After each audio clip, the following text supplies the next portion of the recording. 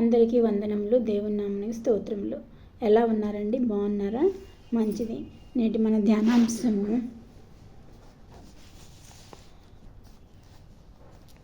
దైవభక్తి కలిగిన స్త్రీలు ఏ విధముగా ఉండవలను. ఈరోజు మహిళా దినోత్సవం సందర్భంగా అందరికీ happy women's day. Happy women's day. మహిళా దినోత్సవం సందర్భంగా ఒక మహిళ గురించి మీకు చెప్పాలని అనుకుంటున్నాను. ఆమె 1669 సంవత్సరంలో జన్మించారు. ఆమె పేరు సూజన్నా వెస్లిన్. అయితే మొదట వాక్యం చదువుకొని తర్వాత ఆమె గురించి చెప్పుకుందాం. వాక్యము తిమోతి రాసిన మొదటి పత్రిక 2వ అధ్యాయము 10వ వచనము. దైవభక్తి కలవారమని చెప్పుకున్న స్త్రీలకు తగినట్టుగా సత్క్రియల చేత తమ్మును తామును అలంకరించుకొనవలను. నేటి మన ధ్యానాంశము సత్క్రియల చేత తమ్ముని తాము అలంకరించుకొనవలను. దేనితో అలంకరించుకోవాలి? మనము ఆభరణాలతో కాదండి. దేనితో అలంకరించుకోవాలి? సత్క్రియల చేత మనల్ని మనం అలంకరించుకోవాలి. సత్క్రియల చేత మనల్ని మనము అలంకరించుకొనవలను. అంతేకాకుండా మృదువైనట్టు సాధువైనట్టు గుణమును అక్షయాలంకారముగా మీ హృదయపు అంతరంగ స్వభావం మీకు అలంకారముగా ఉండవలను. అంతరంగ స్వభావం మనకి అలంకారముగా ఉండవలను. అది దేవుని దృష్టికి మిగుల విలువగలది. దేవుని దృష్టికి ఏది మిగుల విలువగలదండి? సాధువైనట్టు మృదువైనట్టునైన గుణమును అక్షయాలంకారము గల మీ హృదయపు అంతరంగ స్వభావము మీకు అలంకారముగా ఉండాలి. పైకి బాహ్య సౌందర్యానికి కాదండి. పైకి కనిపించేటట్టు తెల్ల చీర కట్టుకొని మేము స్త్రీలలాగా ఉన్నాము, మేము దేవుని నమ్ముకున్న స్త్రీలు అని తెల్ల చీర కట్టుకొని ఏమీ వేసుకోకుండా ఉండటం వలన కాదండి. దేవుడు ఏమంటున్నా అంటే మీ హృదయపు అంతరంగ స్వభావము మీకు అలంకారముగా ఉన్నట్లయితే దేవునికి దృష్టికి మిగుల విలువగలది. అట్టి స్వభావం కలిగినది మిగుల విలువ కలిగినది. అలాంటి స్వభావాన్ని సంతరించుకున్న వ్యక్తుల్లో ఒక స్త్రీ ఉంది. ఆమె పేరు సూజన్నా వెస్లీ. ఆమె 1669 సంవత్సరంలో జన్మించారు. ఆమెకు 19 మంది పిల్లలండి. ఎంతమంది పిల్లలు? 19 మంది పిల్లలు. 19 మంది పిల్లల్ని ఈ మహిళ ఎలా పెంచిందో చూద్దామండి. ఆమె ఈ 19 మంది పిల్లల్ని పెంచడానికి 16 సూత్రాలు పాటించిందండి. ఈ సూత్రాలు మనకు కూడా ఉపయోగపడవచ్చని నేను ఈ మహిళా దినోత్సవం సందర్భంగా సూజన్నా వెస్లిన్ యొక్క 16 సూత్రాలను మీకు తెలియజేయాలని ఆశపడుతున్నానండి. 1. భోజనానికి మధ్య ఎటువంటి చిరుతిండ్లు తినకూడదు పిల్లలు. మరి ఒకళ్ళు కాదు కదండి, 19 మంది పిల్లలు. ఆమె రూల్స్ పెట్టకపోతే అంతమందిని కంట్రోల్ చేయలేదు కదా. కాబట్టి మనం ఈ రోజుల్లో ఇద్దరిని పెంచడానికి ఎంతో బాధపడుతున్నాం. ఆమె 19 మంది పిల్లల్ని పెంచారు. భోజనానికి మధ్య ఎటువంటి చిరుతిండ్లు తినకూడదు. 2. ఎట్టి పరిస్థితుల్లోనూ 8 గంటలకల్లా సాయంత్రం బెడ్ మీదకి వెళ్ళాలి 19 మంది పిల్లలు. 3. ప్రార్థన. మొదట ఊహ తెలిసిన తర్వాత వాళ్ళకి మాటలు వచ్చిన తర్వాత ఫస్ట్ నేర్చుకోవాల్సింది ప్రార్థన చేయటం వాళ్ళకి ఫస్ట్ నేర్పించేవాళ్ళు. తర్వాత ఏదైనా మెడిసిన్ వేసుకోవాలంటే మారం చేయకూడదు. అందరూ ఎవరికైనా బాగోకపోతే మెడిసిన్ వేసుకోవాలంటే నేను వేసుకోనని మారం చేయకూడదు. కరెక్ట్గా మమ్మీ చెప్పినట్టు విని వేసుకోవాలి మెడిసిన్. తర్వాత కుటుంబ ప్రార్థన అప్పుడు కిక్కిరి మనకుండా కూర్చోవాలి. 19 మంది పిల్లలు కదండి. ఒకళ్ళ కదిలిస్తే ఇంకొకటి కదులుతాడు, ఇంకొకటి కదిలిస్తే ఇంకొకటి కదులుతాడు. గొడవ ఎక్కువగా ఉంటుంది. కాబట్టి 19 మందిని కంట్రోల్ చేయడానికి కిక్కిరి మనకుండా కుటుంబ ప్రార్థనలో కూర్చోవాలి. ప్రతిరోజు కుటుంబ ప్రార్థన చేసేవాళ్ళు. మనకు 2 John Wesley and Charles Wesley అనే 2 దైవజనులు మనకి అందించారు ఆ కాలంలో. గొప్ప దైవజనుడు జాన్ వెస్లీ అనే ఆయన.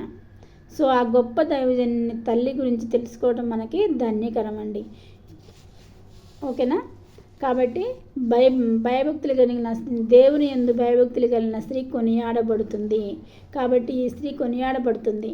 ఎన్నో సంవత్సరాల క్రితం జన్మించిన ఈమెను ఈ సంవత్సరంలో కూడా మనం గుర్తు చేసుకుంటున్నామంటే ఆమె భక్తి ఎంత కొనియాడదగబడిందో అర్థమవుతుందండి. తర్వాత తప్పు చేసినప్పుడు తల్లి దగ్గర ఒప్పుకోవాలి. ఒప్పుకుంటే శిక్ష తగ్గుతుంది. ఎవరైనా పిల్లలు ఏమైనా తప్పు చేస్తే మనం ఊరుకోం కదా. అలాగే ఈమె ఎవరైనా అబద్ధం ఆడటం కానీ తప్పు చేయటం కానీ చేస్తే తల్లి దగ్గరికి వచ్చి ఒప్పుకుంటే కొంచెం శిక్ష తగ్గుతుంది.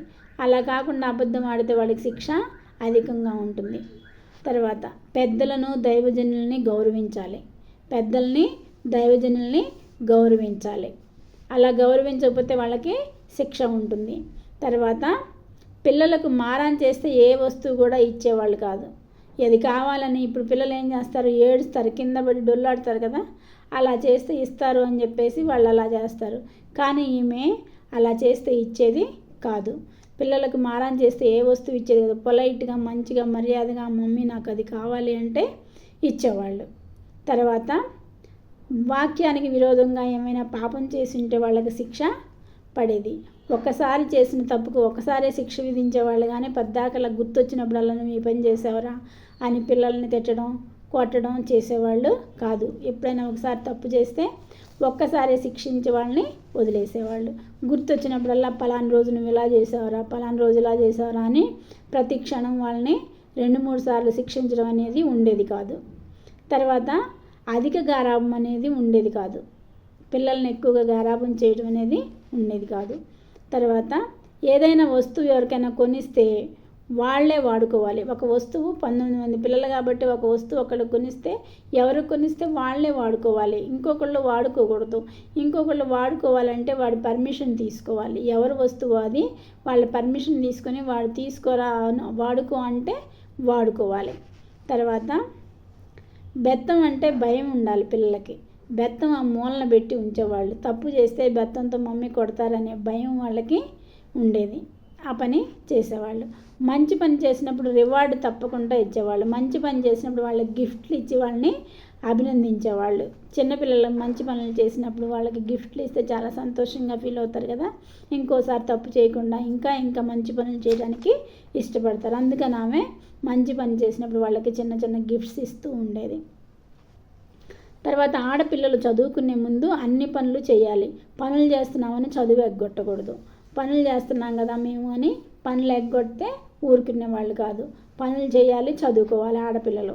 తర్వాత పిల్లలందరికీ దేవుడంటే భయం నేర్పించారు.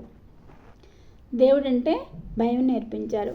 ఇలా ఈ 16 సూత్రాలని పాటిస్తూ 19 మంది పిల్లల్ని సూజన్ వెస్లీ గారు పెంచారు. అలాగే బైబిల్లో కూడా కొంతమంది స్త్రీలు ఉన్నారు. ఆ స్త్రీల్లో కొంతమంది దైవభక్తి కలిగిన స్త్రీలు ఉన్నారు, కొంతమంది దైవభక్తి లేని స్త్రీలు ఉన్నారు. మొదట దైవభక్తి లేని స్త్రీలు ఎవరో చూద్దాం. అవ్వకి తృప్తి అనేది లేదు. దేవుడు ఏదైనా వనంలో వాళ్ళిద్దరిని చూసి హాయిగా ఉండండి మీరు ఏదైనా వనంలో అంటే సాతాను చెప్పిన పండు తిని ఆమెకి సంతృప్తి లేదు కాబట్టి సాతాను మీరు దేవుళ్ళు అయిపోతారు అనగానే నిజంగానే మేము దేవుళ్ళు అయిపోతామని ఆ పండు తిని ఆదాంతో కూడా పండు తినిపిస్తుంది. అలా తినడం వలన శాపం అనేది వచ్చింది. యావత్ మానవాళికి శాపాన్ని తీసుకొచ్చింది అవ్వ. తర్వాత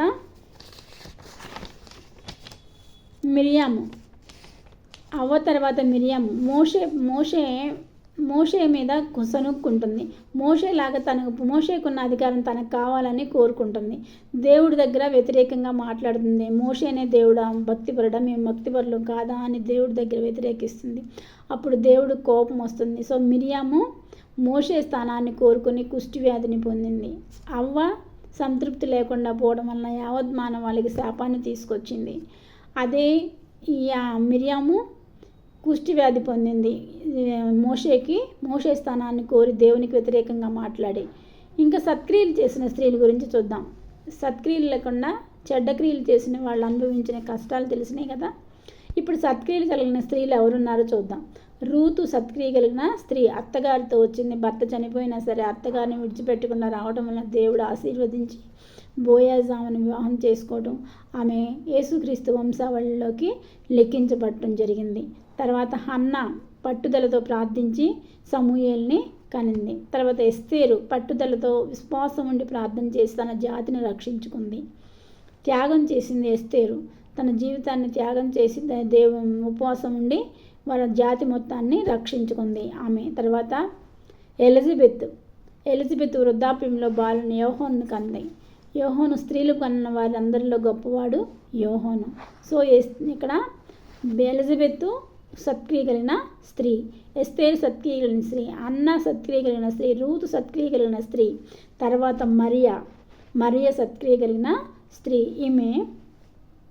ఎంతో దయాప్రాప్తురాల నీకు శుభం కలిగిన గాక అని దేవుని యొక్క దయను పొందుకొని సర్వోన్నతులైన దేవుని కుమారునికి గర్భం ధరించి కానీ మనకి అవ్వ నుండి వచ్చిన శాపాన్ని కొట్టివేయడానికి మళ్ళీ మరియ ద్వారా వచ్చిన కుమారుడు కొట్టివేయటం జరిగింది.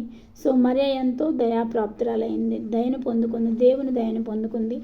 మనం కూడా ఇలా వాక్యానుసారంగా జీవిస్తే దేవుని దయను పొందుకుంటామండి. మరియ వాక్యానుసారంగా జీవించింది, సర్వోన్నతిని సృష్టికర్త అయిన యేసు ప్రభు జన్మానికి కారకురాలైంది. కాబట్టి మనం కూడా వాక్యానుసారంగా జీవిస్తే దేవుని యొక్క దయను పొందుకుంటామండి. మనకి శుభములు తర్వాత శుభములు మన మీదకి ఆశీర్వాదాలు వస్తాయి. ఎప్పుడు వస్తాయి మన మీదకి ఆశీర్వాదాలు? మనం దేవుని యొక్క దయను పొందుకుంటే. దేవుని దయను పొందుకోవాలంటే ఏం చేయాలి? వాక్యానుసారంగా జీవించాలి. అప్పుడే మనకి ఈ మహిళా దినోత్సవం మనకి అన్వయించుకోవడానికి వీలు కలుగుతుందండి. మరొకసారి మీ అందరికీ హ్యాపీ ఉమెన్స్ డే అండి. ఉమెన్స్ డే సందర్భంగా ఈ చిన్న వాక్యం దేవుడు దీవించును గాక. చిన్న ప్రార్థన చేసుకున్నామండి. సర్వశక్తి మిక్కిలి కృప కలిగిన ఘనమైన యేసురాజా, మీ పాదములకు స్తుతులు స్తోత్రములు తండ్రి. అద్భుతకరుడా, ఆశ్చర్యకరుడా, మీ పాదములకు స్తోత్రములు నాయన. ఈ మహిళా దినోత్సవం సందర్భంగా సూసన్న వెస్లీ గురించి వినడానికి మీరు ఇచ్చిన సమయంకే మీకు వందనాలు. ఆమెను ఫాలో అవుతూ మేము మా బిడ్డల్ని మీకు సమర్పించుకునేలాగా సహాయం చేయమని మా ప్రభును ప్రియకుమారుడైన యేసుక్రీస్తు నామమున అడుగుచున్నాను తండ్రి. ఆమెన్.